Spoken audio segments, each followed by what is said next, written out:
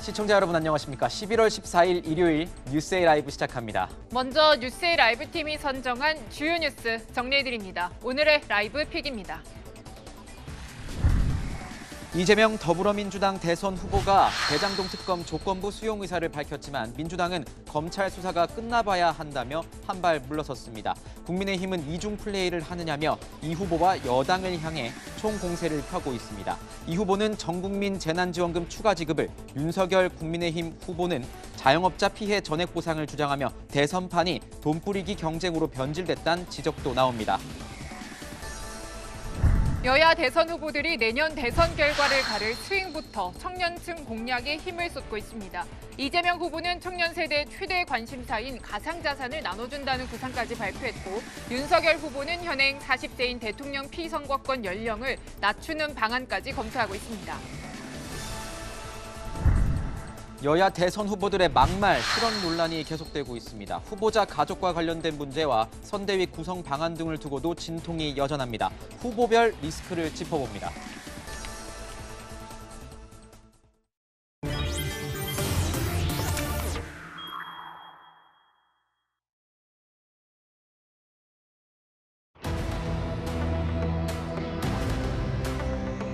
미진한 점이 있거나 의문이 남는다면 저는 특검 형식이든 어떤 형태로든 더 완벽한 철저한 진상규명과 그의 엄정한 책임 추궁이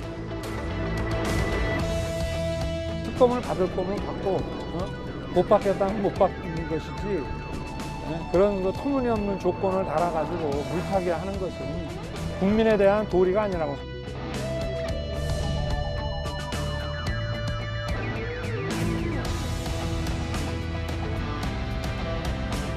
윤석열 후보가 개입되어 있는 부분을 그렇게 자신할 수 있는지 모르겠습니다. 저희는 자신 있어서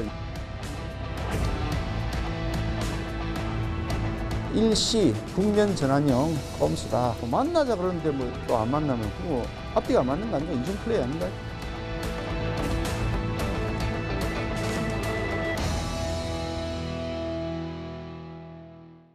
네, 뉴스 분석 함께할 세 분 소개합니다. 김관우 계명대 교수, 장혜찬 시사평론가, 신성범 전 국회의원 나오셨습니다. 어서 오세요.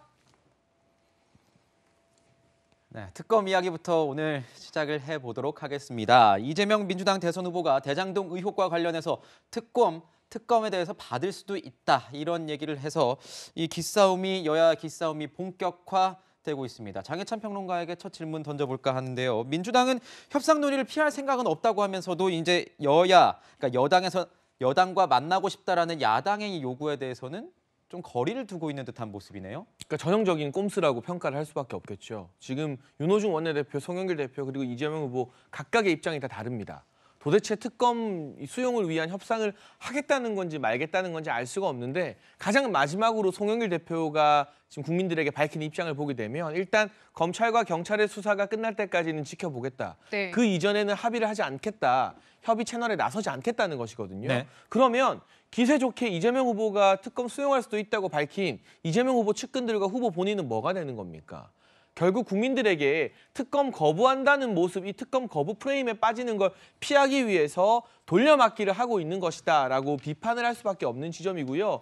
지금이라도 이재명 후보 특검 수용할 수 있다, 뭐 아까 윤호중 원내대표 본인들은 당당하다, 여기에 대해서 거리낌이 없다면 이 여야 원내대표 만나는 게 결코 어려운 일이 아닙니다. 오늘 저녁에도 만날 수 있고 내일도 만날 수 있어요. 빨리 만나서 특검 이 도입에 대한 협의를 시작하면 됩니다. 그리고 민주당이 원하는 뭐 특검의 범위를 넓히자, 특검 추천권을 누가 가져가자, 이런 것들은 그 여야 원내대표 협의 과정에서 이야기하면 되는데, 지금은 대화 자체, 만남 자체를 거부하고 있기 때문에 국민들이 봤을 때 여당이 뭔가 꺼림칙하기 때문에 만나는 것도 피하는구나라는 생각을 더 강하게 하지 않을까 싶습니다. 네, 그러니까 특검을 하자고는 한 목소리를 내고 있지만 만나지 않고 실질적인 논의는 이뤄지지 않고 있는 상황입니다. 교수님께 여쭤볼게요. 지금 뭐 특검 추천권도 그렇고요, 시기도 그렇고 대상도 그렇고 뭐 생각이 다른 부분들이 여러 가지인데, 특히 이 대상을 놓고 앞으로 좀 최대 내관이 되지 않겠느냐라는 지적들이 나와요. 그렇죠. 대상도 굉장히 이제 중요한 예. 하나의 협상의 대상이 되는데요.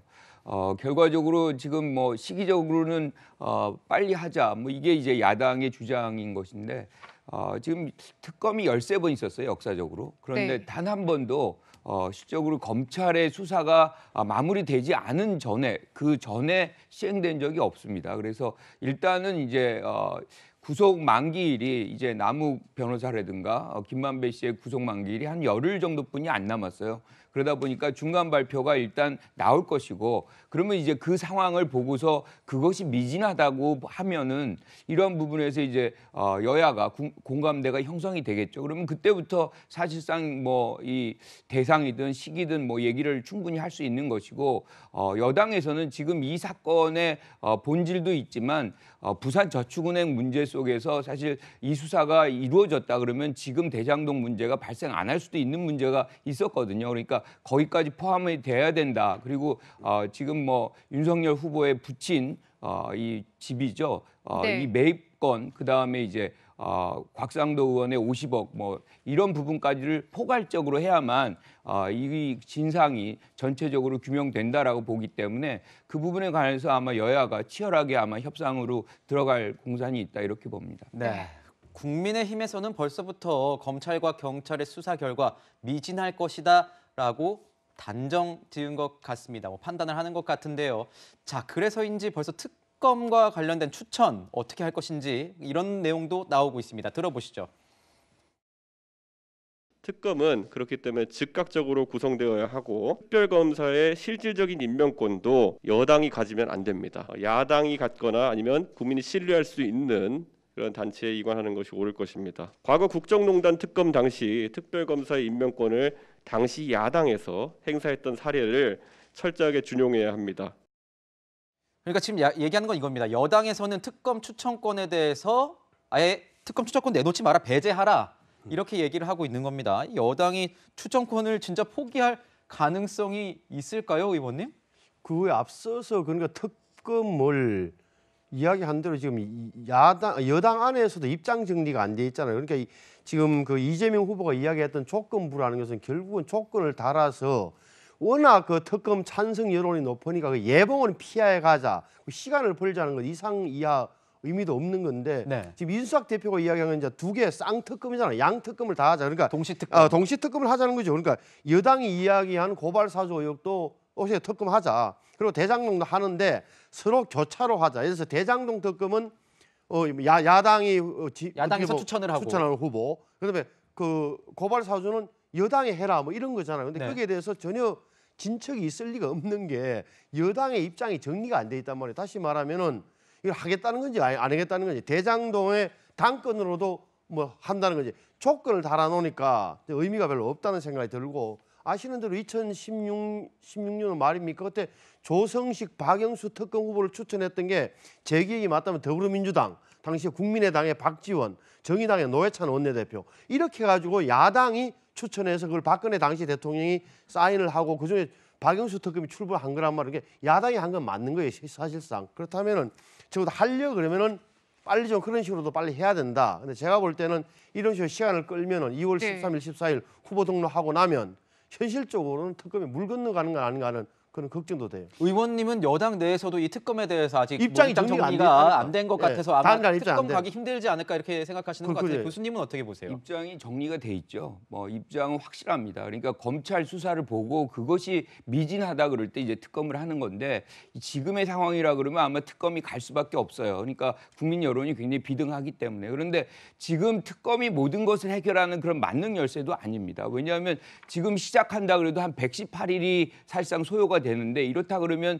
대선이 지나서나 그 결과가 나올 수 있는 것이고 협상의 기간도 더 길어질 수가 있는 것이거든요. 그리고 우리가 과거의 어떤 특검의 결과를 본다 그러면 수사가 사실상 뭔가 진상을 규명해내지 못했던 적이 굉장히 많습니다. 그러니까 이명박 전 대통령의 BBK라든가 네. 이거 무혐의가 났었는데 나중에 10년 뒤에 보니까 사실상 그것이 다 사실로 드러나고 있잖아요. 이런 부분들이라는 것은 그만큼 특검도 모든 것을 다 해결할 수 없다는 것이고 지금 계속해서 특검을 통해 가지고 압박을 하고 특검을 안 받으면 뭔가 문제점이 있는 것처럼 얘기하는데 지금 가장 중요한 거는 수사가 진행 중이고 검찰의 수사 결과를 일단 보는 것이 가장 먼저 돼야 된다 이렇게 생각합니다. 교수님 네. 말씀도 일리는 있는데 지금 이제 검찰 수사에 대해서는 아시는 대로 당시에 그 정진상 씨하고 유동규 통화 사실이 보도되자마자 검찰 정진상 씨가 경고한다, 사법당국이 경고한다 한마디 입장문 내니까 검찰에서 우리 쪽에서 나간 게 아닙니다. 앞으로 조심하겠습니다. 이게 바짝 엎드릴 정도로 수사 의지와 능력 양 측면에서 전부 다 의심을 받고 있기 때문에 저는 특검을 불가피하다, 피할 수 없을 건데 제가 볼 때는 여권에서도 알면서도 계속 끌어서 시간을 끌어서 후보 선출 등록 직전에 하면서 결국 무산시키는 구도가 아니냐, 저는 그렇게 의심을 한다는 거예요. 네. 네, 자, 이 특검을 두고 여러 가지 갑론을박이 이어지고 있고요. 지금 대선이 3월 9일입니다. 얼마 크게 남지 않았어요. 그래서 이제 계속해서 나오는 얘기가 평론가님, 이 기간에 특검 과연 될 것인가? 그러니까 대선 전에 어떻게든 뭐 결론이 나와야 투표라는 유권자 입장에서 판단을 하지 않겠습니까? 그런데 그렇지 못할 가능성을 이제 걱정하는 거 아닙니까? 근데 서두르면 할 수도 있습니다. 특검이 이제 수사 준비기일 20일 그리고 수사 기간이 60일 정도인데 네. 연장하면 이제 30일이 더 추가되는 것이고요. 특검 도입하는데 시간이 오래 걸린다고 지금 많이들 걱정을 하고 있지만 그렇죠. 적어도 지금 현재 시점에서 국민 여론상 특검 도입을 강력하게 촉구하고 있는 분야는 대장동 게이트입니다. 거기와 관련해서 여당이 목리를 부리면서 이런저런 조건을 달지만 않는다면 상설특검법에 의거해서 8일이면 특검 검사를 대통령이 임명할 수가 있는 겁니다. 5일 이제 국회에서 법무부 장관의 결정에 의해서 2명을 야당이 추천하게 되면 대통령이 3일 안에 그 둘 중에 한 사람을 선발하게 되는 것이니까요. 임명하게 되는 것이니까요. 충분히 1월이나 2월 중에 수사 결과가 나올 수도 있는데 마냥 시간 끌기를 가정하고 안 될 거라고 하는 상태로 특검을 회피하는 게 저는 여당 측이 제시하는 시간 끌기 프레임이라는 생각이 들고요. 그리고 정무적으로 이 대선 이전에 특검 수사 결과가 나오건 안 나오건 상관없이 여당이 계속 시간을 끌고 대선 전에는 결과 나오기 힘들 것이다. 그리고 이런저런 조건을 하나둘 덕지덕지 붙여가면서 국민 여론이 압도적으로 높은 대장동 특검의 출발을 지연시킨다면 계속해서 국민들이 바라봤을 때는 특검을 거부하는 여당이 뭔가 좀 못 믿어온 구석, 자신감 없는 구석이 있는 것으로 보여질 여지가 있기 때문에 특검 지연 전략이 여당에게도 또 이재명 후보에게도 그렇게 정무적으로 득이 되는 전략은 아닐 거라고 생각합니다. 네, 특검 도입과 관련된 국민들의 지지 여부에 관련해서는 저희가 준비한 그 여론조사가 아직 없기 때문에 나중에 추후에 게시판을 통해서 올려드릴 수 있도록 하고요. 자, 미리 보는 특검 시간표 저희가 한번 좀 준비를 해봤습니다. 그 특검, 이전까지의 특검 얼마나 걸렸을까? 자, 보면 이렇습니다. 드루킹 특검 2018년에 이제 시작이 됐는데 17일이 소요됐습니다. 특검 임명까지. 국정농단 특검 2016년이었죠. 박용승 특검 임명까지 13일이 소요가 됐습니다. 자, 신성범 전 의원님께서 말씀하신 것처럼요, 교수님. 네. 야당에서는 여당에서 이렇게 시간이 걸리는데 이번 주 초까지 안 되면 사실상 특검 물 건너가는 것이다. 그래서 문개기하는 것이다. 이런 얘기 계속 나오고 있는데 또 이런 시간표를 보게 되면은 또 야당의 그런 의견이 아예 허무맹랑한 그런 공세만으로 보이지는 않는데요. 어떻게 보십니까? 사실 이 부분은 수사가 이제 되려면 사실은 추천권 문제도 그렇고 수사 대상도 그렇고 등등의 어떤 절차들이 있고 그건 협상의 대상인 것이거든요. 그 시간이 또 필요해요. 그러니까 야당도 사실 이 부분이 시간이 많이 걸린다는 걸 알면서도 네. 계속해서 지금 특검을 받아라 이 특검을 통해 가지고 이 선거를 치르려는 그런 프레임 구성의 전략이라고 생각하거든요. 야당 또한 어떤 전략이 있는 그렇죠. 것이다. 네. 그러니까 특검으로 사실상 어떻게 보면은 이제 이재명 후보의 어떤 이미지를 실추시키고 그런 과정 속에서 선거를 치르려는 당연히 이제 그렇게 되면은 이재명 지사의 어떤 이미지가 상당히 이제 훼손이 될 수가 있는데 이런 이 상황 판단을 바탕으로 해서 특검을 계속 밀어붙이고 그것을 안 받으면 뭔가 문제가 있는 것처럼 얘기하는데 저는 일단은 수사가 결과가 나온다 그러면 여당도 적극적으로 이 협상이라든가 나올 수밖에 없다라고 생각을 하고요. 그렇게 됐을 때 이 특검 국면이 약간 벗어날 수도 있다. 저는 이렇게 생각합니다. 네, 이 특검과 관련한 여야 논의 진척 상황은 저희가 좀 주의 깊게 지켜봐야 될 것 같고요. 좀 바로 저희가 또 준비한 돈 얘기를 좀 해봐야 될 것 같습니다. 지금 여당에서는요, 지원금을 다시 뿌리자. 그러니까 방역 지원금이라는 이름으로 내년 1월에 지급을 했으면 좋겠다라고 아주 강력히 주장을 하고 있습니다. 하지만 정부에서는 반대를 하고 있죠. 그래서요, 평론가님, 당장 예산안 심사부터 좀 걱정인 상황이에요. 파행 가능성도 얘기가 나오고요. 아니, 여당이 정부와 당정청 협의가 이렇게 안 되면 대체 국민들이 불안해서 어떻게 살라는 말인지 잘 모르겠습니다. 무턱대고 지금 발의된 이 기본소득이라고 할까요? 재난지원금 보면 최소 예산이 10조 3천억 원이고요. 1인당 50만 원씩 주자는 이해시급원 법안이 통과될 경우에는 필요한 예산이 25조 9천억입니다. 이런 10조에서 25조 가까운 돈을 쓰자는데 기재부와 협의도 안 돼 있고 홍남기 부총리 반대하고 있고 김부겸 국무총리도 난색을 표하고 있잖아요. 뭐 어떻게 하자는 겁니까? 네? 문재인 정부 계승하는 민주정부 4기를 만들겠다는 이 더불어민주당에서 문재인 정부에서 반대하는 이런 대규모 예산 퍼주기 막 밀어붙여도 되는 겁니까?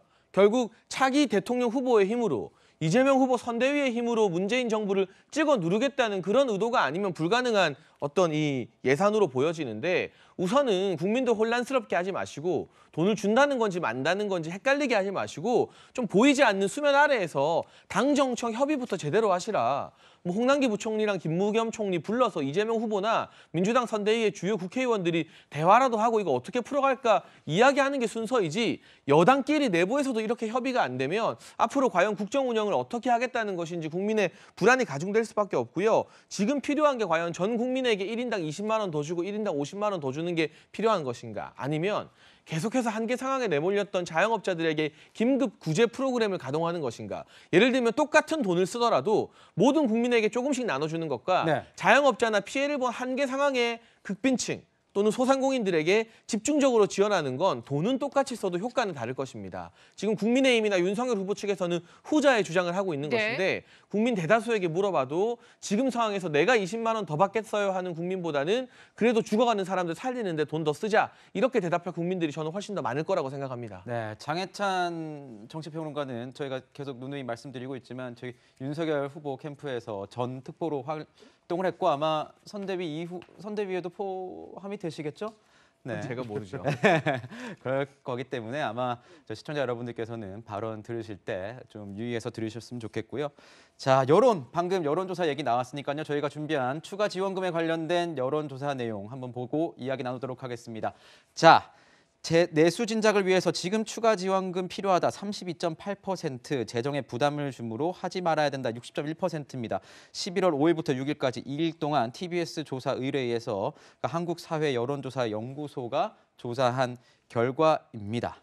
자, 아까 말씀해 주신 대로 아직 60%에 달하는 추가 국민들 같은 경우에는 이 추가 지원금에 대해서는 부정적인 입장을 현재까지는 보이고 있는 것 같습니다. 근데 이런 상황에서요. 민주당이 전국민 일상회복 지원금, 그러니까 추가 지원금을 내년도 예산안에 편성해서 내년 1월에 지급하겠다 이런 얘기를 하고 있습니다. 그러면서 얘기가 나오는 게 초과 세수, 이 납부 유예라는 말 처음 들었는데 이 세수 납부 유예라는 이런 어떤 방식이 새롭게 떠오르고 있습니다. 어떤 내용인지 들어보시죠.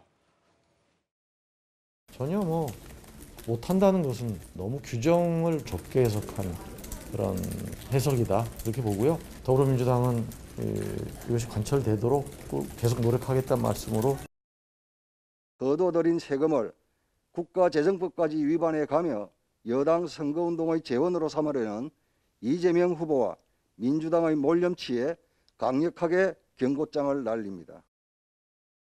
교수님, 세금 납부 유예라는 말도 좀 어색하긴 합니다. 사실 이런 경우에 뭐 법적으로는 있을 수 있습니다. 부도가 된다거나 뭐 이런 어떤 극적인 상황에서만 이제 가능한 건데 이 납부 유예라는 말을 여당에서 꺼내들면서 야당에서는 아니 뭐 회계 분식하는 것도 아니고 지금 뭐 하는 거냐? 조삼모사 아니냐? 어차피 올해 말에 받을 거 내년에 받겠다는 거 뭔가 다르냐?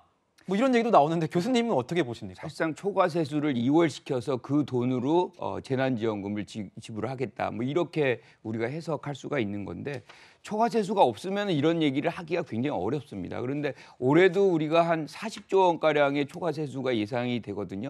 그러니까 이 부분을 재난지원금으로 좀 활용하겠다 이런 측면인 것이고 지금 뭐 우리가 한 25만 원 정도 한다 그래도 한 13조 원 정도 뭐 이렇게 예상이 됩니다. 그런데 지금 윤석열 후보 같은 경우는 한 50조를 얘기해요. 그런데 50조라는 거는 우리의 예산 전체가 550조이기 때문에 한 10분의 1에 해당되는 어마어마한 돈입니다. 이거를 뿌리겠다라고 이제 장담을 하고 있는데 이런 부분에서 세수는 어떻게 확보하려고 하는지 그 부분에 대한 어떤 얘기는 없거든요. 그러니까 우리가 이제 이 부분은 다 국민의 혈세입니다. 그래서 뭐 여당이든 야당이든 이런 부분을 지급하려면 아주 정치하게 재원을 준비해서 그거를 이제 국민들의 어떤 동의하에 사용하는 것이 매우 중요하다 이렇게 봅니다. 교수님, 근데 지금 보면 제가 궁금한 게요. 당정에서는 지금 말이 엇갈리지 않습니까? 당에서는 뭐 당 쪽에서는 정부 뭐 추가 지원금 낼 수 있다. 후보 말대로 뭐 이재명 후보가 얘기하는 대로 추가 지원금 분명히 할 수 있다. 초과 세수가 있으니. 하지만 정부에서는 세금 납부 유예 반대하고 있습니다. 추가적으로 지원금 내는 것도 좋지 않다. 이렇게 얘기하고 있습니다. 그런데 일각에서는 이런 얘기도 나와요. 결국 지금 이렇게 당정이 불편하게 대립하는 모습을 보이는 건 추후엔 결국 이재명 이 후보가 이렇게 뭔가 결단력과 추진력을 보여서 결국은 정부의 반대를 무릅쓰고 이 추가 지원금을 해냈다. 이런 어떤 이재명 띄우기를 위해서 이렇게 일단 이렇게 뭔가 대립하고 있는 게 아니냐. 그래서 지금 대통령도 이 문제에 대해서 해결하지 않고 가는 것 아니냐. 뭐 이런 얘기도 나오는데 어떻게 보세요? 결과적으로 이재명 추진력을 보여주기 위한 하나의 소설을 쓴다, 스토리를 만든다, 뭐 이렇게 제가 해석이 되는데 그런 얘기도 나오고 있습니다. 사실은 입장 차이가 있거든요. 네. 기재부 같은 경우는 가장 걱정 많이 하는 것이 사실상 국가 부채예요. 국가 부채를 얼마만큼 잘 관리하느냐가 기재부의 이제 임무이기 때문에 그걸 생각 안 할 수가 없는 거죠. 미국 같은 경우는 지금 요번에 한 3,000조를 풀었습니다. 우리나라 같은 경우는 이 정도면은 사실상 뭐 많이 푸는 격이 되긴 하겠지만 부채 비율이 우리 같은 경우 50%도 아직 안 넘고 있거든요. 미국 같은 경우는 150% 훨씬 넘어가고 있어요. 네. 어느 정도 이제 관리가 되는 그런 상황이라 그러면 이 코로나가 이제 마무리되는 이 과정 속에서 경기 진작이라든가 뭐 이런 부분들을 위해서는 어느 정도 그 부분에 대해서 고민을 좀 해볼 필요는 있겠다 이렇게 생각합니다. 네, 지금 뭐 얘기 계속하고 있지만 이재명 후보의 이 방역 지원금에 대해서 윤석열 후보는 반대하는 입장 보이고 있고요. 대신에 50조 정도 규모의 자영업자들에게 손실 보상을 해줘야 된다. 그러니까 필요한 곳에 써야 된다라는 입장인 거예요. 하지만요, 이것도 돈의 규모가 굉장히 큽니다. 결국에는 국가 재정에 부담될 수 있다. 혈세다 비판 나오고 있는 상황인데 의원님 사실 적자 국채 발행도 걱정해야 되는 부분이고 그렇지 않습니까? 그렇죠. 그러니까 지금 이 선거에서 여야를 막론하고 몇십조 이야기를 굉장히 쉽게 꺼낸다는 느낌을 씌울 수 없다. 그리고 국민들이 그나마 정신을 차리셔가지고 25만 원 받는 거는 고맙기는 하지만 안 줬으면 좋겠다. 왜? 아들 세대에 다 전가된다는 사실 알기 때문에 그게 나온 게 저 여론조사 결과인 거예요. 그러니까 정부 입장도 곤혹스러울 텐데 제가 보는 이런 거예요. 이 정부 들어서 이 정부 출범할 때 2017년도에 예산이 제 기억이 맞다면 정부 예산이 400조였어요. 근데 그게 5년 만에 내년 예산이 604조입니다. 그러니까 5년 만에 200조 원의 예산이 늘어난 거예요. 200조 원 얼마나 빨리 늘어난 거냐. 우리나라가 200조 원에서 1997년도 노무현 정부 때 국가 예산이 200조가 처음 됐어요. 그래서 그게 2017년이니까 20년 만에 200조가 늘어났었는데 그렇죠. 그래 됐는데 갑자기 엄청나게 늘어난 거랍니다. 네. 10년 만에. 그럼 다시 또 국가 부채는 이 정부 출범할 때 600조였어요. 네. 근데 내년 되면 1,000조가 넘어요. 이 정도라면 걱정 안 할 수가 없다라는 점을 말씀드리고 네. 이런 식으로 하면은 정말 매표라는 말은 저는 감히 하기 싫습니다만 정말 선거용 포퓰리즘이라는 비판을 여야 모두 받을 수밖에 없다고 생각해요. 네, 첫 번째 순서에서는 특검과 돈 관련한 같은 듯 다른 여야의 속내를 짚어봤습니다. 네, 다음으로 2030 표심 공세에 나선 여야 후보들 다뤄보도록 하겠습니다.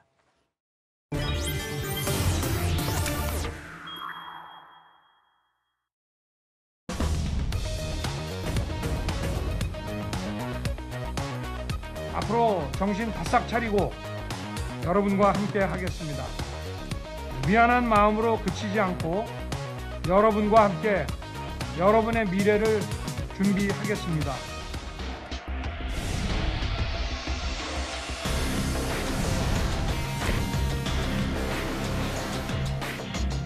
온 생애를 먹고 전체로 보면 여성들이 너무 피해보고 있습니다. 사회가. 그건 사실이에요.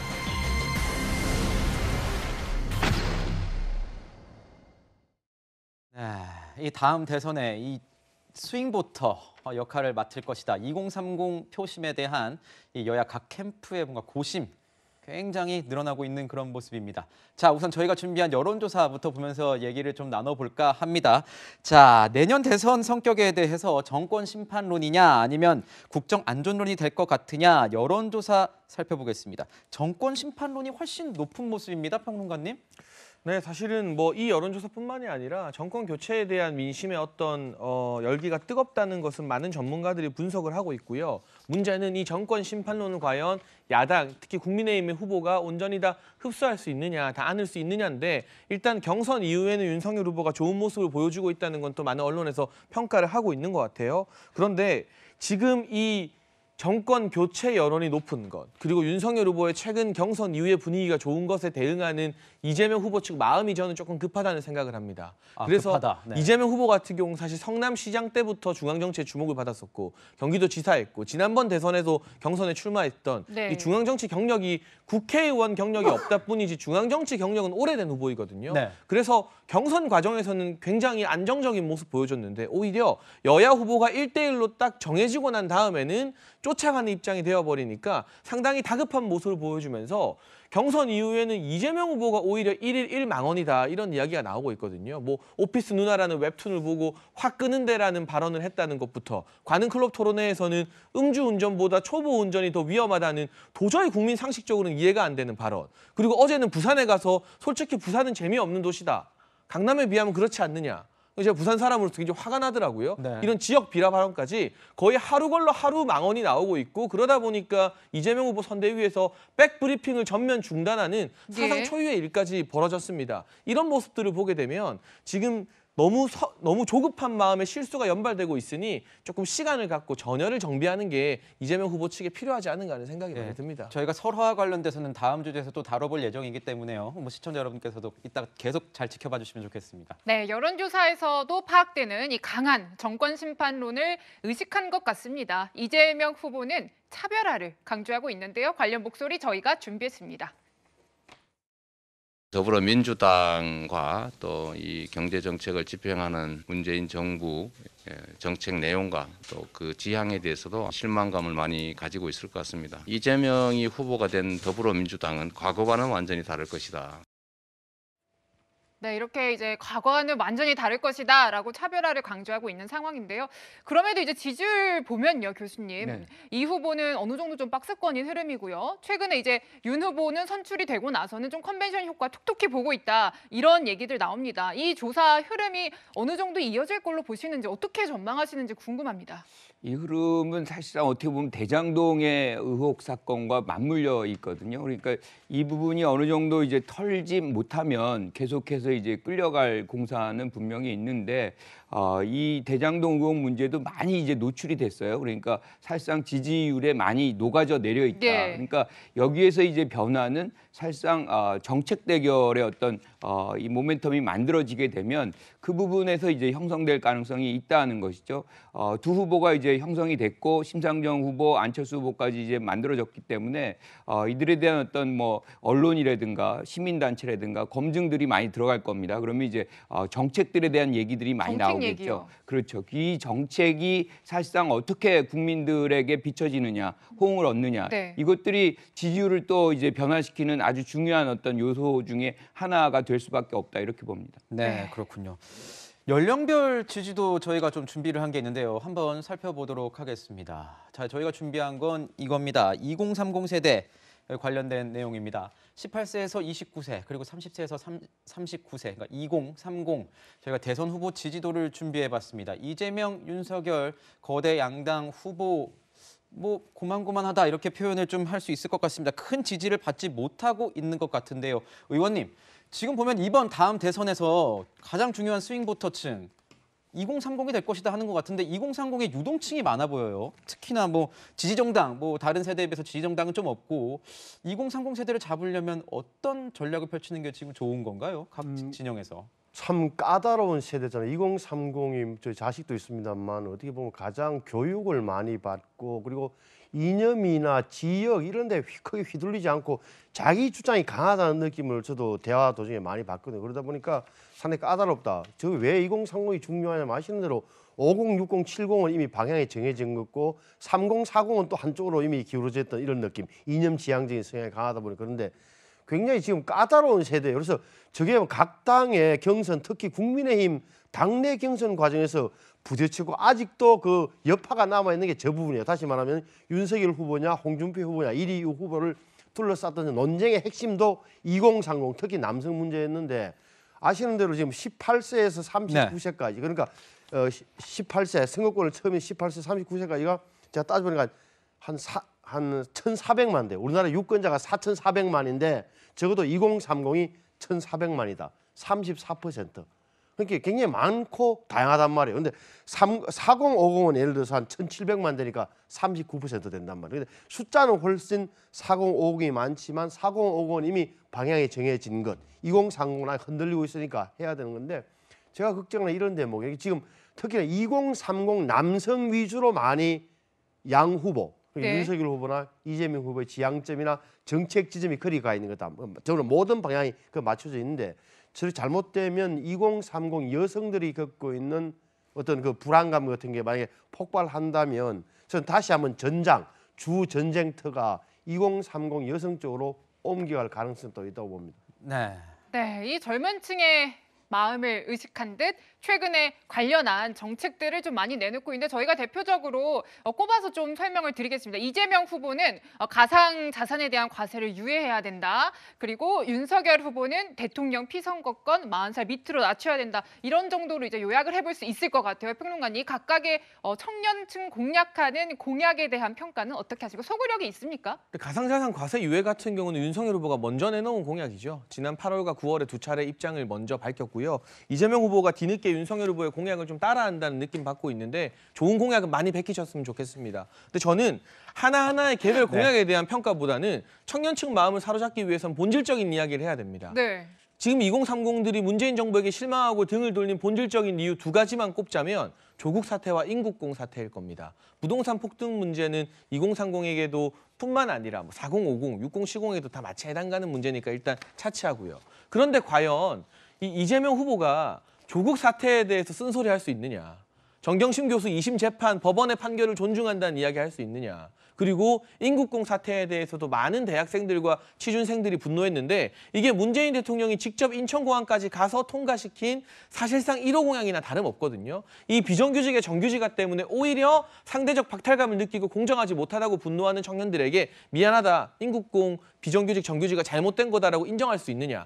이 본질을 건드리지 않고 아무리 메타버스 투어하면서 젊은 사람들 많이 만나고 신혼부부 만나고 비트코인 다 나눠준다고 해도 본질적인 2030이 문재인 정부에게 실망한 두 가지 핵심 과제인 조국 사태와 인국공 사태에 대한 처절하고 뼈저린 반성 없이는 2030의 마음을 얻기가 조금 힘들지 않을까 전망합니다. 네. 자, 양 후보 모두 이 청년 대책 내놓고 있습니다. 이대남에 집중하는 모습이다. 아까 신성범 전 의원님께서 말씀을 해주셨습니다. 20대 남성을 겨냥하고 있는 것 같다. 모든 공약이 거기에 집중돼 있다. 이런 말씀인데요. 자, 두 후보 모두 여성가족부 개편 이런 얘기 나오고 하고 있습니다. 그리고 이 후보 같은 경우에는 페미니즘 정책이 청년 지지율을 낮춘다는 이런 글들을 공유하기도 했습니다. 윤석열 후보 같은 경우에는 뭘 냈냐? 이 성범죄 무고죄 처벌 강화를 언급하기도 했습니다.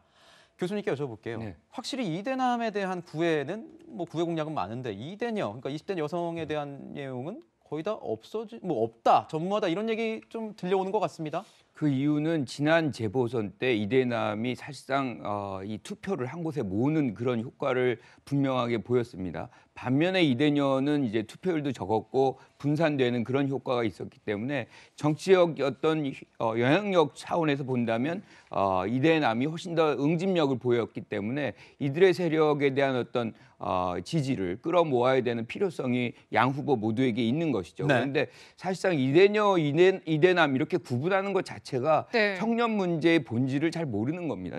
청년들의 가장 중요한 문제는 기회 부족에 지금 놓여 있다는 것이거든요. 그건 여성이나 남성이나 똑같습니다. 그러니까 이 두 후보가 지금 해야 되는 문제는 이 기회를 열어주는 정책들을 제시해야 되는 것이거든요. 그래서 실질적으로 이들이 기회를 갖고 뭔가 자기가 일을 하고 자산을 모으고 희망을 가질 수 있는 그런 정책들을 이제 제시해야 되는데 그것들을 이렇게 구분을 지어서 어느 한쪽에 이익이 가는 그런 정책으로 몰아간다 그러면 오히려 다른 역효과가 또 발생할 수 있다는 부분도 감안을 해야 된다 이렇게 생각합니다. 네.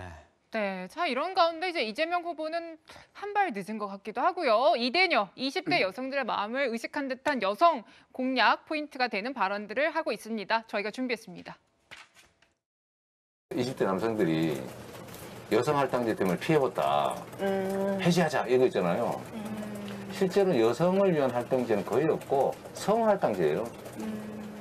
특정성이 30% 넘기면 이하로 내려가지 않게 하자. 그래서 누가 혜택 보냐면 공무원 시험이나 이런 데서 남성들이 혜택 봅니다. 네, 의원님께 여쭤볼게요. 방금 뭐 교수님도 잠깐 언급을 했지만 이렇게 좀 뭐 남자다 여자다 성별을 가르는 이런 발언 뭐 정책은 사실 뭐 갈등을 부추기는 면도 있고 썩 좋지 않아 보인다는 비판도 있는 게 사실이거든요.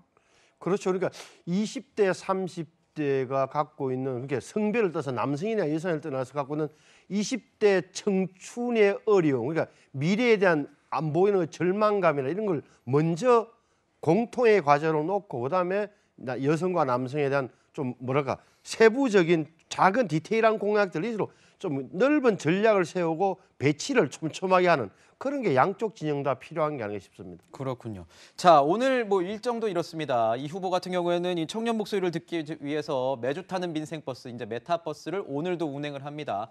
부울경 지역에서 아마 2박 3일 동안 있었던 일정 마무리를 이제 같이 하는 것 같고요. 윤 후보 같은 경우에는 야구장을 찾는다고 합니다. 이제 남녀노소가 좋아하고 친근감을 느낄 수 있는 이 야구장 찾는다고 하는데요. 이 내년 대선에서 이 청년층의 이 표심이 굉장히 중요한 만큼 청년 행보 계속하고 있는 모습인데요. 아까 신선보 전 의원님 같은 경우에는 굉장히 까다롭다 이렇게 말씀을 하셨습니다. 그런데 이런 행보들이 20대라면 20대 자녀들도 있지 않으십니까? 소구력이 있겠습니까? 저는 정책에 관심이 굉장히 많다는 걸 최근에 많이 발견을 하고 있어요. 네. 그러니까 수업 시간에 이제 이런 부분에 대해서 질문을 하면 학생들이 굉장히 구체적인 정책이 이게 실현 가능한 거냐? 예컨대 뭐 홍준표 후보의 이 모병제라든가 네. 뭐 이런 등등에 대해서 정책적인 어떤 측면에서 굉장히 많은 관심을 보이더라고요. 네. 그만큼 이제 이 20대, 30대는 국가의 어떤 정책 방향에 좀 더 이렇게 우리에게 지원되는 그런 것들을 좀 원하는 그런 그만큼 어렵다는 얘기를 지금 하고 있는 부분이거든요. 네. 그래서 지금 이 부분을 선거, 표 이렇게만 해석을 하면 사실 근본적인 문제 해결이 안 됩니다. 네. 그러니까 지금은 그들이 필요로 하는 것이 무엇인지에 천착해서 접근하는 것이 네. 가장 중요하다 이렇게 봅니다. 네, 지금까지 청년층 세대 공략에 힘쓰는 여야 대선 후보들의 정책, 행보들 하나하나 짚어봤습니다.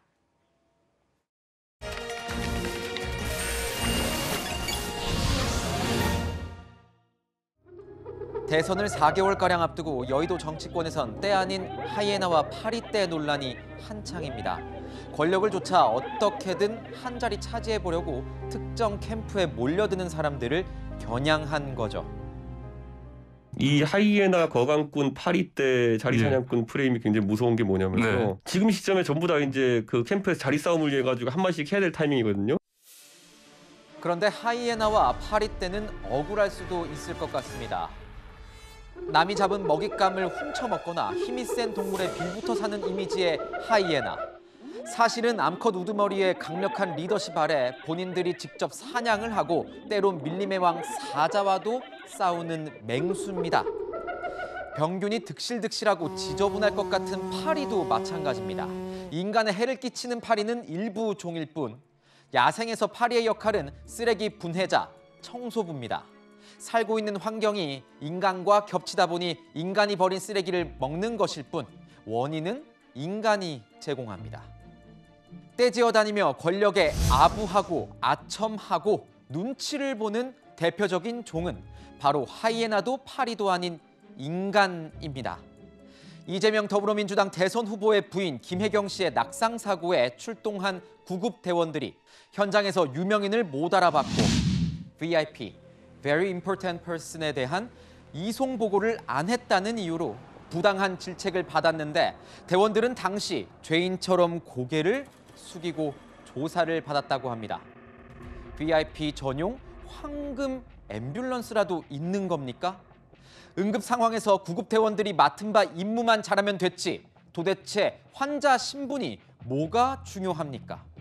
그리고 사실관계도 확인 안 하고 무조건 가짜뉴스다라고 하는 건 또 뭔가요?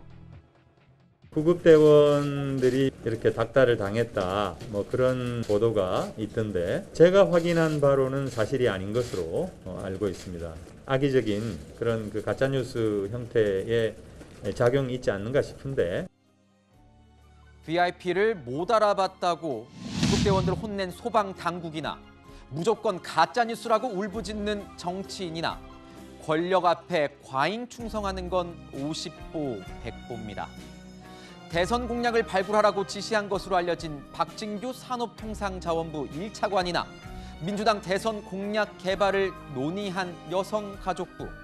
누구한테 뭘 그렇게 잘 보이려고 공약까지 만들어줄 생각을 합니까? 진짜로 했던 안 했던 의도 자체가 불순하고 법에도 어긋나는 행위입니다.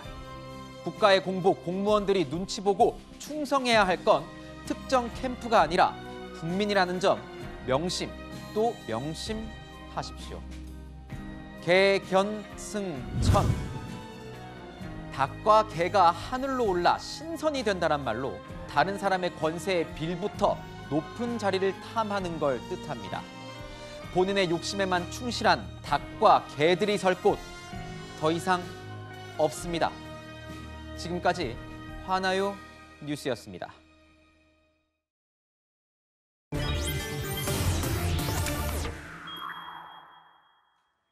자, 이번 시간에는 리스크, 각 후보들의 리스크에 대해서 살펴보도록 하겠습니다. 그런데 그 리스크가 저희가 제목을 단 것처럼 닮은 듯 뭔가 다른 그런 리스크들입니다. 우선 설화와 관련된 얘기를 저희가 좀 나눠볼까 합니다. 자, 선거에서 가장 큰 리스크 중에 하나가 설화 아닐까 합니다. 지금 거대 양당의 후보, 이재명 후보와 윤석열 후보 모두 뭐 1인 1망언, 1일 1싱언, 1일 1실언. 예, 발음도 좀 어렵네요. 이렇게 뭐 유명한 뭐 이런 일화들이 많습니다. 근데 이 후보 같은 경우에는 어제죠. 어제 이제 부산 지역에서 지역 차별성 논란이 있을 수 있는 발언을 해서 또 한 번 논란을 일으켰습니다. 들어보시죠. 부산 재미없잖아, 솔직히. 뭐 좀 재밌는데 예를 들면 강남 같지가 않은 측면이 있는 거예요. 그러니까 젊은이들은 똑같은 조건에서 보러 가고 싶어요. 그러니까 그보다 더 나은 환경을 만들어야죠. 예를 들어 부산의 매력을 계속 키운다. 자, 부산과 강남을 비교를 했습니다. 부산 솔직히 재미없잖아요. 뭐 강남보다는 재미없잖아요. 이런 얘기를 해서 논란이 되고 있습니다. 거기에 대해서 한마디 하신 분이 있죠. 우리 부산 출신의 이 장해찬 평론가, 이 윤석열 후보 캠프 전 특보 이런 얘기 하지 않았습니까? 도대체 강남에서 뭘 했길래 뭐 이런 얘기를 하느냐, 뭐 이렇게 얘기를 해서 저희가 기사 제목으로도 봤는데요. 어떻게 보셨습니까? 그러니까요. 궁금해요. 대체 어떤 기준으로 강남만큼 재미없다는 건지, 이재명 후보 강남에서 어떤 재미있는 거 하시는지 참 궁금하고요. 이게 사실 지역 비하 발언이거든요. 만약에 야당의 정치인이 호남 지역의 특정 도시를 가리키면서 여기 재미없잖아요, 강남만 못하잖아요 했으면 어떤 일이 일어날까요? 어마어마한 후폭풍에 휩싸였을 겁니다. 그런데 더불어민주당 정치인이 부산 가서 그것도 부산의 어떤 전도 유명한 스타트업 대표들, 젊은 창업가들 앉혀놓은 이제 모시고 이야기를 듣겠다는 자리에서 부산 솔직히 재미없잖아, 뒤늦게 수습하면서 강남 같지 않다, 이렇게 말을 하는 건 망언이고요. 여기에 대해서 뭐 구구절절 해명할 거 없이 이재명 후보 측에 빠른 사과가 필요한 것 같고, 특히나 이 더불어민주당의 부산 비하 발언 이번이 처음이 아니기 때문에 더 문제인 겁니다. 과거에 이해찬 전 대표는 부산을 초라하다고 비하했었고요. 지금 현재도 부산에서 국회의원 하고 있는 박재호 의원 같은 경우는 부산 사람들이 나라 걱정 많이 해서 한심스럽다고 했습니다. 부산 지역구인데도요. 그런 발언을 했어요. 채널A 많이 본다고 한심스럽다고 했어요. 실제로 그런 발언들이 포함돼 있었는데, 이렇게 잊을만 하면 다시 한번 부산을 비하하고 비난하는 더불어민주당의 어떤 부산 비하적인 어떤 본질적 문제가 있는 것이 아닌가, 부산 사람의 한 사람으로서 문제를 좀 심각하게 제기하고 싶고, 요즘 젊은 사람들은 오히려 강남보다는 더 다양한 도시 문화라던가 젊은 창업자들이 골목골목을 좀 매력적으로 꾸민 그런 색다른 장소를 더 많이 찾아갑니다. 그러니까 지역 비하 이전에 요즘 젊은 사람들의 트렌드나 젊은 사람들의 공감대도 전혀 이해하지 못한 발언이라는 것도 두 번째 문제인 것 같습니다. 네, 지금 이 후보의 발언에 대해서 야권에서는 이런 논평을 내놨습니다. 그러니까 더불어민주당의 지역 비하 DNA를 이재명 후보가 계승하려는 건 아닌지 이렇게까지 얘기를 했는데요. 교수님, 사실 뭐 말 하나하나가 굉장히 중요하잖아요. 실언 한번 나오고 뭐 선거에 판이 뒤집히고 이런 경우들도 있고요. 이게 비하 발언인지 저는 그 부분에 대해서는 좀 생각이 달라요. 그러니까 이게 이제 정주 환경 얘기를 하고 있는 거거든요. 그러니까 사실상 이제 지방에 많은 도시들이 있는데 여기에서 이렇게 모든 것이 해결되고 만족할 수 있는 그런 환경을 만들어야 된다는 것을 이제 강조하면서 젊은 층이 이렇게 뭐 강남이라든가 서울로 이렇게 가지 않아도 그런 어떤 문화적 혜택들을 다 볼 수 있는 그런 정도의 어떤 도시의 완결성 뭐 이런 것들을 좀 만들 필요가 있겠다라고 네. 얘기를 하는 것이고 그러니까 이런 거죠. 부산이 수도권에 비해서 발전이 좀 더디다 뭐 이런 그렇죠. 이제 맥락으로 그런 얘기를 했다. 측면인 거죠. 예. 특히나 이제 젊은 층들은 그런 어떤 뭐 이 놀이라든가 뭐 문화라든가 뭐 이런 부분에 굉장히 관심이 많은데 이것들이 다 강남처럼 충족이 되느냐 얘기를 하고 있는 거거든요. 그래서 그런 식으로 좀 많이 발전을 해야 되겠다라고 이제 하는 와중에 이렇게 나왔던 건데 이거를 비하다라고 얘기를 하면 좀 비유는 적절치 않았다라고 얘기를 할 수가 있겠지만 비하라고 생각하기에는 조금 더 문제가 있다. 뭐 비하라고 동의하기 볼 좀 것까진 어렵다 아닌 것 생각입니다. 같다. 네. 뭐 이렇게 말씀해 주셨습니다. 자, 그런데 또 음주운전과 초보운전을 비교하는 발언을 이재명 후보가 했는데요. 이것 또한 논란이 됐습니다. 들어보시죠. 제가 이제 공인이 되기 전에 어쨌든 음주운전 전력으로 처벌받았죠. 저는 음주운전 경력자보다 초보운전 경력자가 더 위험하다고 생각합니다. 설거지를 많이 하면 아무래도 접시를 깬 경력이 늘어날 수밖에 없어요. 그러나 그런 걸 안전하게 하겠다고 초보, 신진들을 고용하면 위험하죠. 음주운전마저 궤변으로 떼우겠다는 것으로 보입니다. 음주운전도 내가 하면 별것 아니라고 하는 인식은 뼛속까지 내로남불 DNA를 승계한 민주당 후보답다는 생각이 듭니다. 윤창호법을 알고 있기는 한 겁니까? 네. 의원님 어떻게 보셨습니까? 비유가 적절하지 않은 것 같다라는 지적 있습니다. 그리고 우선 뭐 부산 초라하다는 발언, 음주운전보다 초보운전이 결국 이제 뜻은 이제 이해하겠어요. 예를 들어서 이제 초보운전을 강조한 것은 윤석열 후보는 초보고 자기는 이제 시장과 도지사를 했으니까 경험과 경륜이 많다는 걸 강조하다 보니까 저런 화법이 나오는 건데 적절치는 않고 다만 그럼에도 불구하고 좀 본질적으로 본다면 그럼 지방 균형 발전에 대한 이재명 후보의 생각은 무엇인지 이런 데 초점이 좀 이동됐으면 좋겠다는 말씀만 드릴게요. 네. 자, 실언 얘기. 교수님도 한번 얘기를 좀 들어보는 게 예. 어떨까요? 저는 이 부분은 사실은 어떻게 보면 함정의 질문이다. 그러니까 질문 자체가 함정이 있었다. 이게 안철수 후보가 사실상 이 이재명 후보를 지목해서 이제 음주운전 그리고 윤석열 후보를 지목해서 초보운전 이렇게 얘기한 거거든요.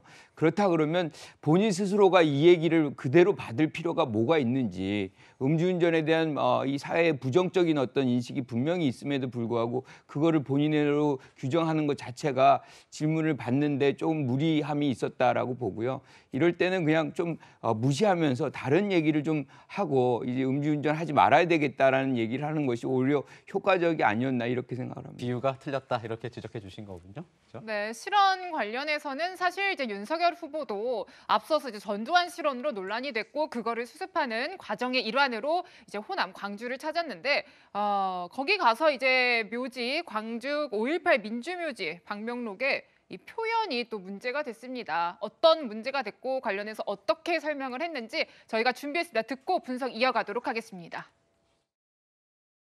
반드시가 아니고 똑바로 이런 뜻입니다. 네, 똑바로. 우리 뭐 할 때 사실은 제가 과거에 같이 근무를 해보면 우리 호남 출신 동료들이 잘 쓰는 말이에요. 반드시 한다 이런 얘기. 그래서 제가 좀 그런 걸 좀 감안해가지고 반드시 해라 이런 얘기 많이 하거든요.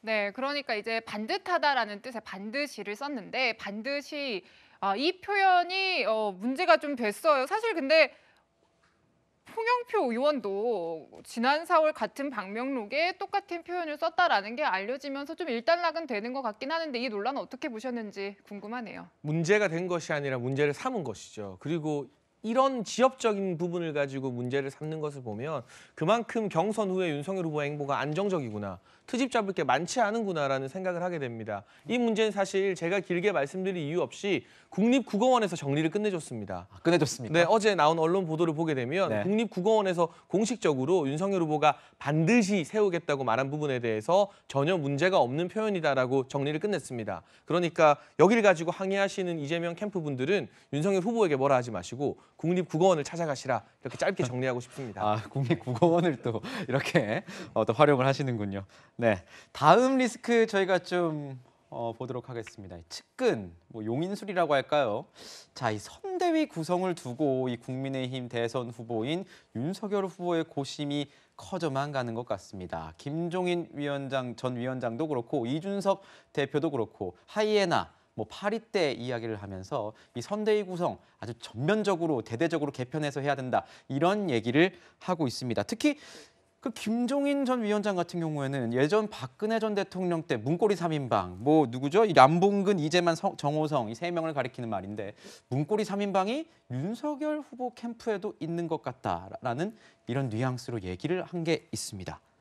어떻게 보십니까? 그럼 뭐 있어 보이세요? 어떻게 보세요? 같은 선대위를 구성해야 될 사람이 서로에 대해서 파리떼다, 상황이다, 뭐 이렇게 얘기를 하면 선대위가 구성된 다음에 일이 이렇게 잘 진행이 될까에 대한 어떤 생각들을 가질 수밖에 없는 것이고 일종의 이거는 권력 투쟁이거든요. 그런데 김종인 전 비대위원장의 일종의 트라우마가 있습니다. 그러니까 이 재보선을 사실상 승리로 이끌고 이제 당을 떠나는 과정 속에서 주호영 당시 원내대표가 다시는 모시는 일이 없도록 하겠습니다라고 얘기를 했거든요. 그런데 지금 다시 모시려고 하고 있죠.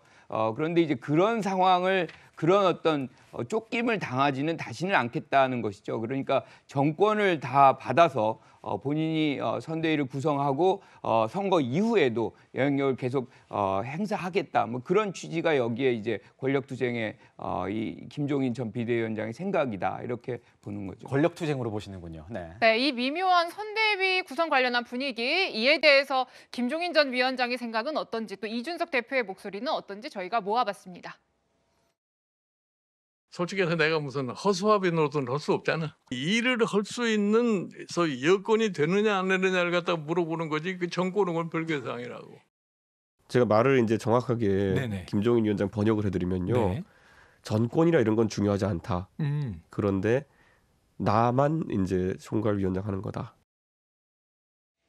네, 저희가 목소리 들었는데 이제 윤석열 캠프의 전 특보였던 이제 장혜찬 시사평론가께서는 이 미묘한 분위기가 맞는 건지 김종인 전 위원장이 이런 문고리 3인방 얘기하고 신경전을 벌이는 것 같다라는 일각의 어떤 평가에 대해서는 어떤지 말씀 좀 부탁드리겠습니다. 제가 느끼는 분위기로는 물론 개인 의견입니다만 네. 언론에서 주목하고 뭔가 뭐 이 윤석열 후보, 김종인 전 위원장, 이준석 대표 사이에 선대위 둘러싼 이견이 있는 것처럼 보도하는 것보다는 훨씬 순조롭게 여러 가지 논의가 진행되고 있다는 느낌을 순조롭인가요? 개인적으로 네. 받고 있습니다. 뭐 일부의 이견 정도는 당연히 얼마든지 있을 수 있는 것이고요. 더불어민주당 같은 경우는 대선 후보 선출이 끝나고 선대위 출범하는데 약 3주 정도가 걸렸습니다. 그런데 국민의힘 같은 경우는 이제 겨우 일주일이 지났을 뿐이기 때문에 지금 속도로 논의가 진행되는 게 결코 늦거나 뭔가 이견이 크게 밖으로 분출되는 상태는 전혀 아닌 것이거든요.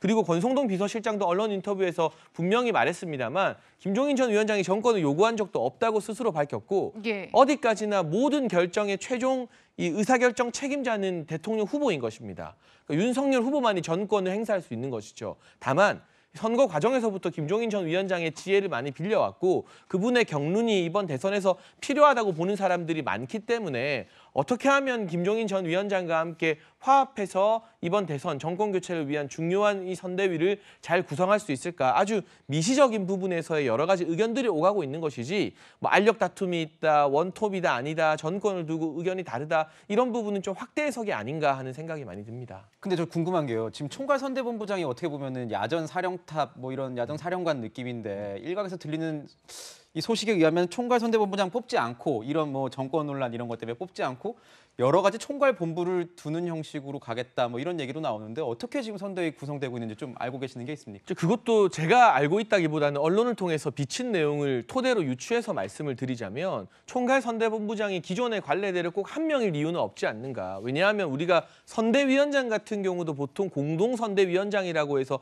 여러 명을 두는 게 일반적이잖아요. 더불어민주당 같은 경우는 이번에 공동선대위원장 숫자가 10명을 넘습니다. 그리고 비서실장도 2명, 뭐 부실장도 4명 이렇게 굉장히 많은 사람들에게 권한을 분산하는 선대위 구성을 더불어민주당이 먼저 보여줬기 때문에 국민의힘도 또 탕평 인사, 그러니까 경선 과정에서 윤석열 후보를 도왔던 캠프 인사뿐만이 아니라 네. 당이나 또는 당 밖의 여러 인사들을 통해서 외연을 확장하기 위해서는 한 사람에게 너무 많은 권한을 집중시키기보다는 이 본부장 직함 같은 경우는 보통 실무 책임자를 본부장이라고 많이 하거든요. 그런 부분에 권한을 분산시키면 여러 명이 외연을 확장하면서 참여할 수 있지 않을까, 그런 차원에서 고민을 하고 있는 것 같습니다. 네, 이제 앞서서 이제 이재명 후보는 좀 더 일찍 선출이 됐으니까 아주 메머드급 선대위를 그때 구성했다라고 보도가 많이 나왔는데요. 그 선대위 구성의 면면을 보면은요, 교수님, 이른바 이재명 사람들이라고 얘기가 자주 언급되는 7인의 역할을 좀 맡고 있다고 하는데 어떤 역할로 구성이 되어 있습니까? 그러니까 사실은 초기부터 이 7명의 의원 그룹이 실질적으로 이재명 후보를 많이 도왔죠. 그러니까 네. 그 신뢰관계가 굉장히 두터운 사람들이기 때문에 이분들이 실질적으로 이제 많은 주요 부분을 담당을 하고 있는 것이고요. 또 한 축은 경기도와 이제 성남시에서 같이 일했던 분들이거든요. 네. 이분들은 실무적으로 이제 굉장히 중요한 일들을 이제 맡아서 사실상 이 후보를 지원하는 그런 역할들을 하는 것이죠. 그래서 전체적으로 보면 이미 이제 이 후보의 선대위는 촘촘히 이제 구성이 됐고, 그런데 우리가 실질적으로 이 선대위가 어떻게 구성이 되고 작동이 되느냐라고 본다 그러면 역대 어떤 다른 이제 선대위들 보면 실질적으로 소수가 운영을 해요. 그러니까 모든 사람들이 다 그 역할을 담당하지는 않습니다. 그래서 지금의 이제 국민의힘의 선대위 구성의 그 알력 다툼은 사실상 누가 주도권을 주느냐의 그런 게임인데, 민주당은 그러한 어떤 문제점은 지금 없이 전개되고 있다, 이렇게 볼 수 있을 것 같습니다. 네. 근데 의원님 보면은 이 측근, 이재명 후보의 측근 중에 이 경기도에서의 측근, 이 정진상 부실장 같은 경우에는 대장동 개발 특혜 의혹과 관련해서도 또 논란이 좀 일고 있는데, 뭐 야당의 어떤 선대위 구성 못지않게 이 용인술 관련해서도 뭐 측근 관리와 관련해서도 여러 가지 얘기가 나오는 것 아니겠습니까? 그러니까 말이죠. 이게 이재명 후보 선대위 구성을 볼라치면 이낙연, 정세균, 추미애, 김두관 이런 경선했던 상대 후보들의 인적 자원도 다 흡수를 했는데, 실제적으로 들어가 보면 포인트 요소마다 측근들이 배치돼서 사실상 의사결정 그들이 하는 것 아니냐는 생각을 할 정도로, 대표적인 게 말씀하신 정진상 부실장이라 그러지만 비서실에 후보 비서실 부실장이지만 누구나 아는 대로 저기가 가장 말이 통하고 후보하고 직통 라인이구나 하는 느낌이 든다면, 이재명 후보 자체가 측근 정도 네, 되면 그 실세가 되는 거죠. 그런데 지금 국민의힘 말했죠. 관련해서는 주목해서 보셔야 될 게 이 대목이에요. 그러니까 그 김종인 전 위원장은 말 그대로 정권을 요구한 적이 한 번도 공개적으로 요구한 적이 없어요. 그러나 일할 여건이라는 말 속에 뭐가 들어가 있습니까? 그 선대위 인적 구성, 선거운동의 형식과 내용은 적어도 내가 지휘를 하는 게 당신의 승리에 훨씬 도움이 된다는 메시지를 던지는 거고, 그 속에는 윤석열 후보가 지금까지 당내 경선에서는 당내 주력 부대를 흡수함으로써 쉽게 이겨냈지만 본선은 게임이 다르다는 거 아니에요. 그러니까 사람들을 완전히 바꿔야 된다. 그게 뭐냐? 윤석열 후보가 처음에 정치할 때 내세웠던 청년 중도 호남층을 잡으려면 지금 얼굴 가지고는 안 된다라는 그런 취지이기 때문에 제가 볼 때 어느 지점에서 접목이 돼야 되냐. 첫째는 그럼 김종인 위원장 도움 없이 대선 승리가 가능하냐. 그건 좀 아닐 거란 느낌. 그렇다고 해서 김종인 위원장만 있으면 선거 치를 수 있느냐. 그것도 아니잖아요. 네. 어느 선에서 저는 봉합이 되리라고 봐요. 네. 네, 사실 이제 이재명 후보가 인정한 측근이죠. 정진상 부실장 같은 경우는요. 근데 이 정진상 부실장이 유동규 씨와 통화를 했다. 압수수색 직전에요. 그 보도가 나온 이후에 이재명 후보의 소통 방식이 조금은 달라진 것도 같았거든요. 저희가 영상으로 준비했습니다. 한번 보시죠. 하지 마세요. 오시라고 얘기한 거에 대해서. 네, 보면은 이제 나오고 기자들이 이제 붙어서 보통 이제 백브리핑이라고 하죠. 질문하고 답하고 이런 시간 갔는데 안 하고 이제 지나가는 모습이에요. 그러니까 어떻게 보면 사실 이 후보 같은 경우에는 거침없는 활발한 소통, 사이다 발언으로 계속해서 이제 장점으로도 주목이 됐던 부분인데, 이런 영상을 봤을 때는 선택적으로 소통하는 것으로 바뀐 것 아니냐 비판 나오는 것도 사실입니다. 이제 그런 측면이 있었기 때문에 지금 비판을 받고 있는 거거든요. 그런데 저는 저런 이 이 기자들에 대한 어떤 질문들에 대해서 침묵을 하는 것은 오래가지 않는다고 생각을 해요. 그래서 곧 예. 이제 모든 질문들에 대해서 굉장히 활발하게 본인의 어떤 생각들을 전달하는 그런 형태로 네. 다시 바뀌리라고 저는 생각을 합니다. 네. 자, 이제 가족 리스크 한번 살펴보도록 할까요? 윤석열 후보를 겨냥한 벽화 또다시 등장했습니다. 벽화 보시면서 저희가 이야기를 좀 나눌 수 있을까요? 자, 서울 종로 한 중고서점 외벽인데 지난 7월에 윤 후보의 부인인 김건희 씨를 연상시키는 벽화 논란이 일었던 그곳입니다. 이제는 뭐가 있냐? 중년 여성과 손바닥, 왕자, 그리고 개와 사과, 그리고 전두환 전 대통령 추진되는 그림까지 이렇게 모두 윤 후보를 이렇게 겨냥하고 있다, 이런 얘기가 좀 나오고 있는 것 같습니다. 그만큼 이제 가족 리스크 나오고 있는데 본부장이는 리스크라고 얘기도 나오고 있습니다. 본인, 부인, 장모 이렇게 줄여서 본부장 앞머리만 따서 이제 얘기가 나오는 것 같은데 일각에서는 이걸 털고 가야 되는 것 아니냐, 야당 일각에서 벌써 이런 얘기가 나오고 있습니다. 권영세 의원, 이 총괄 선거본부장, 선거 총괄본부장인 하마평에 오르고 있는 권영세 의원인데요. 이런 얘기했습니다. 들어보시죠. 시즌 2는 이제 김건희 다 이렇게 공언을 하고 있거든요. 근데 이런 부분은 좀 털고 가야 되지 않나요? 인정할 거는 확실하게 인정을 하고 가야 되는 게 저는 맞습니다. 상대방이 본인이 잘못한 부분에 대해서 대응을 어떻게 하든지 간에 우리 쪽에서 잘못한 부분이 있다면 진솔하게 그건 잘못됐다, 앞으로는 이런 일 없겠다, 이런 식으로 털고 가는 게 옳다고 생각합니다. 자, 털고 가야 된다, 이런 얘기 나왔습니다. 장해찬 평론가께 말씀 좀 물어볼게요. 지금 보면은 검찰에서는 그 김건희 씨가 연루됐다는 의혹의 이 도이치모터스 조작 사건을 첫 재판이 다 이번 주에 열리는데 몸통으로 불리는 견호수 회장에 대해서 구속영장을 청구한 그런 상태입니다. 거기다가 공수처에서는 윤 후보와 관련해서 이 4개, 그러니까 공수처 사건 3개 중에 하나가 윤 후보와 관련된 사건이다, 이렇게 하면서 이 윤 후보를 겨냥하고 있다, 이렇게 얘기가 나오고 있는데요. 어떻게 제대로 털고 갈 수 있겠습니까? 어떻게 보십니까? 관건 선거죠. 어떻게든 수사기관을 총동원해서 이 야당 후보에게 흠집을 내겠다는 의지가 너무나 뚜렷하게 보이고 있는데요. 2021년에 벌어졌던 굵직굵직한 선거들의 한 가지 특징이 있습니다. 네거티브를 많이 하는 쪽이 다 패배했다는 겁니다. 4.7 재보궐선거, 서울시장, 부산시장 선거에서 우리가 생태탕과 LCT밖에 기억에 남지 않는데 정작 선거 결과는 역대급 압도적인 야당의 승리였습니다. 그리고 이 국민의힘의 전당대회에서도 비교적 네거티브를 적게 했던 이준석 대표가 승리를 냈고 돌풍을 일으키면서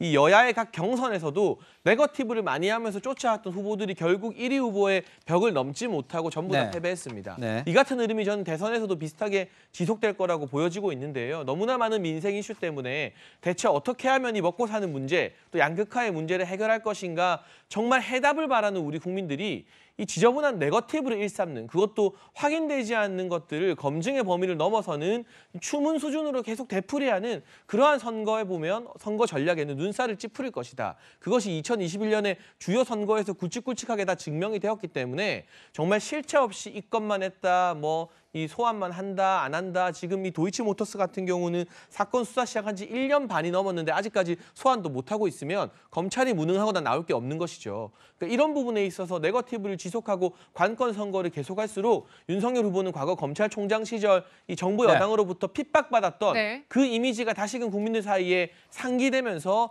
오히려 윤석열 후보 입장에서는 호재가 될 수도 있고 민주당 입장에서는 역풍이 불 수도 있다고 생각합니다. 네, 공수처와 검찰 입장에서는 기소할 내용이 있고 고소 고발이 들어왔고 기소할 내용이 있기 때문에 수사하고 있다, 이런 입장인 겁니다. 네, 이재명 후보 관련해서는 얼마 전에 부인의 낙상 사고가 있었고 이 과정에서 여러 가지 소문이 있어서 문제가 됐습니다. 물론 적극적으로 해명을 했지만 계속해서 괴소문이 퍼지자 민주당 내부에서는 조직적인 어떤 전파 의혹까지 제기한 상황입니다. 한번 들어보시죠. 원래는 그 영상 통화로 어떻게 해볼까 그랬는데 지금 꼬매가지고 제가 때려가지고 그렇다는 소문이 있다면서요. 소문이 없어가지고. 헛 소문이 계속 이런 선거에서 돌고 이런 거는 별로 안 좋은 것 같습니다. 누가 일부러 한 거예요. 네, 딱 요소적인 몇 거 시간 만에 그게 전국 카톡망이 쫙 뿌려지더라고요.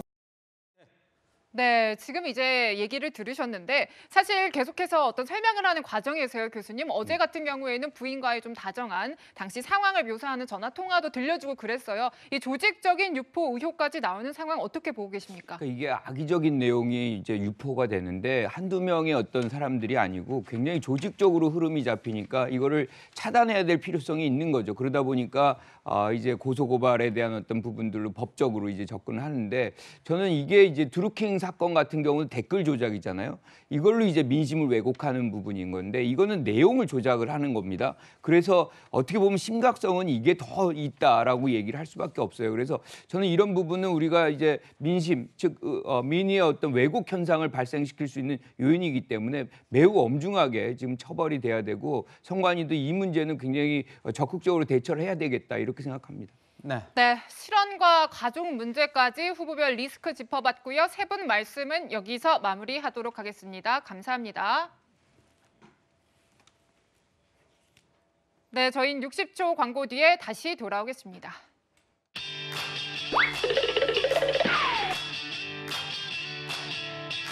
여러분의 일주일을 앞서갑니다. 이번 주 이 뉴스만큼은 꼭 알아야 된다. 저희가 미리 뽑아봤습니다. 주요 뉴스를 미리 보는 시간이죠. 앞으로 뉴스입니다.